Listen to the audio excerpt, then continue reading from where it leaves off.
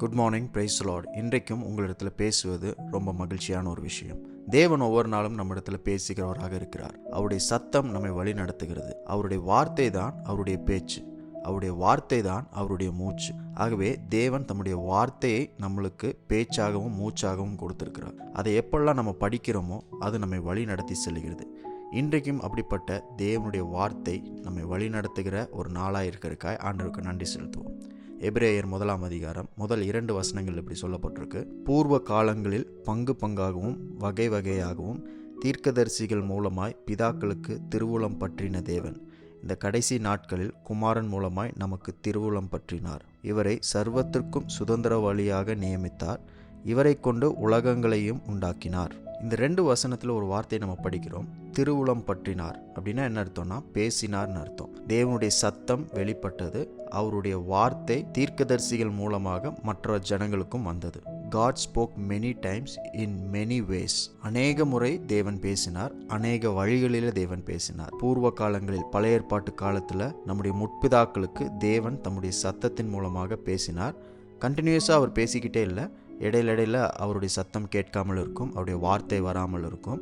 ஆனால் தீர்க்கதரிசிகள் மூலமாக தேவையான நேரத்திற்கு ஏற்ப அவருடைய சத்தமும் வார்த்தையும் வந்தது. இன்றைக்கும் நம்முடைய வாழ்க்கையில் தேவனுடைய சத்தம் ரொம்ப முக்கியம். நாம் வாழ்ந்து கொண்டிருக்கிற இந்த உலகத்தில் அநேக சத்தம் நம்மளை சுற்றி கேட்டுகிட்டே இருப்போம். எல்லா சத்தமும் நமக்கு பிரயோஜனமாக இருக்காது. ஆனால் தேவனுடைய சத்தம் நம்மை வழி நடத்துகிற சத்தம். அந்த சத்தம் தான் அவருடைய சித்தத்தை செய்வதற்கு நம்மை வழி நடத்துகிறது. அந்த சத்தத்தை கேட்கும் பொழுது அநேக காரியங்களை நம்மளால் பகுத்தறிய முடியும். Voice is discerning whereas sight is distracting, vision is distracting. அப்படின்னா என்ன அர்த்தம்னா, சத்தம் பகுத்தறிய கவனம் செலுத்த உதவி செய்யும். ஆனால் பார்வை தான் கவன சிதறலுக்கு ஒரு வழியாக இருக்கும். அநேக காரியத்தை நம்ம பார்க்கும் பொழுது நம்முடைய கவனம் சீக்கிரமா சிதறிடும். ஆனால் கண்ணை மூடி நம்ம சத்தத்தை மட்டும் கேட்டோம்னா அந்த சத்தம் அநேக காரியங்கள் மேல கவனம் செலுத்த நம்மளுக்கு உதவி செய்யும். ஒரு சின்ன எக்ஸாம்பிள் சொல்லணும்னா, கண்ணு தெரியறதை விட கண்ணு தெரியாதவங்களுக்கு சத்தம் ரொம்ப சென்சிட்டிவாக அவங்க உணர முடியும். அவங்களுடைய கவனம் ரொம்ப அதிகமாக இருக்கும். கண்ணு தெரிகிறவங்களை காட்டிலும் கண்ணு தெரியாமல் பார்வையற்று இருக்கிறவங்களுடைய கவனம் அதிகமாக இருக்கும். ஏனென்றால் அவங்க அதிகமாக சத்தத்திற்கு செவி கொடுக்கிறவர்களாக இருக்கிறார்கள். அவங்க கேட்குற சத்தத்தை கொண்டே அவங்களை சுற்றி என்ன நடந்துட்டு இருக்கு, என்ன நடக்க போகுது, யார் பேசுகிறா, எல்லாவற்றையும் அவங்க கவனமாக கேட்க முடியும். ஆனால் பார்வை இருக்கிறவங்களுக்கு பார்வையினால கவன சிதறல் அதிகமாக ஏற்படும். ஒரு காரியத்தின் மேல கவனம் வைக்க முடியாது. அதனால தான் தேவன் நம்மளத்துல அவருடைய சத்தத்தை கொண்டு பேசுகிறார். இந்த 2வது வசனத்தில் படிச்சது மாதிரியே அந்த கடைசி நாட்கள்ல அவர்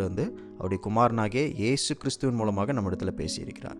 இந்த பைபிள்ல இருக்கிற எல்லா வசனமும் இயேசு கிறிஸ்துவின் மூலமாக, பரிசுத்த ஆவியானவர் மூலமாக நம்மளுக்கு அருளப்பட்டு இருக்கிறது. அதை படிக்கும் பொழுது அதுதான் நம்முடைய வாழ்க்கையில சத்தமாய் தொனிக்கிறது. அந்த சத்தம் நம்மை வழி நடத்துகிறது. தேவன் இயேசுவை சர்வத்திற்கும் சுதந்திரவாளியாக நியமித்திருக்கிறார். அப்படின்னா எல்லாவற்றுக்கும் அவர்தான் சொந்தக்காரர், அவர்தான் உரிமையாளர். அப்ப அவர் சொல்லுகிற சத்தம், அவருடைய சத்தம் நம்மை வழி நடத்தி செல்லும். சரியான பாதையில, சரியான நேரத்தில், சரியான நபர்களோட நாம் தொடர்பு கொள்ளும்படிக்கு நம்மை வழி நடத்தி செல்லும். அவரை கொண்டுதான் உலகங்களையும் உண்டாக்கினார். அப்போ உங்களுக்கு தேவையான எல்லாவற்றையும் அவர் உண்டாக்க வல்லவராயிருக்கிறார். நம்ம செய்ய வேண்டியதெல்லாம் ஒண்ணுதான். அநேக காரியங்களை பார்த்து நம்முடைய கவனம் சிதறுவதை பார்க்கிலும் பல காரியங்களை பார்க்காமலேயே அவருடைய சத்தத்தை கேட்டு அவர் மேல விசுவாசம் வைக்க, தேவன் நமக்காய் செய்ய போகிற காரியத்தின் மேல நம்பிக்கை வைப்பதற்கு அவருடைய சத்தம், வசனம் நம்மளுக்கு உதவி செய்யும். அப்படிப்பட்ட தேவனுடைய சத்தத்தை கேட்டு அவருடைய சித்தத்தின்படி செய்வதற்கு இன்றைக்கு ஒரு சிறப்பான நாளாய் தேவன் கொடுத்திருக்கிறார்.